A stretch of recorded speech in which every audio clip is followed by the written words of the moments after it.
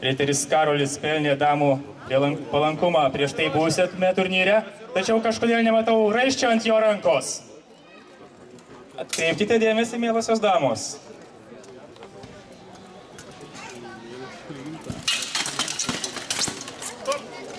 Stop. Vienas iš riterių pataikė priešininką 3 kartus.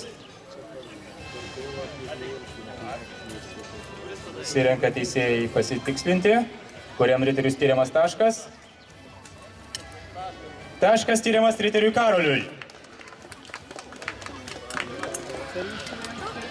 Kaukitės toliau.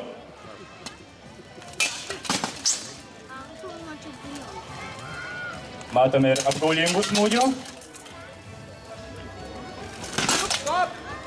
Stop. Vėlgi, stabdoma kova. Taškas riteriui Artūrui. Rezultatas kol kas lygus.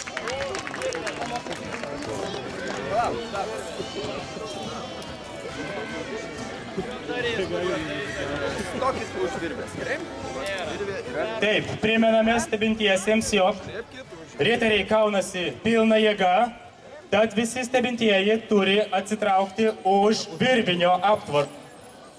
Visus, kas atėję su mažais vaikais, prašome juos laikyti už rankos, kad jie nesugalvotų išbėgti į areną riterio paglostyti. Matau, kaip toli.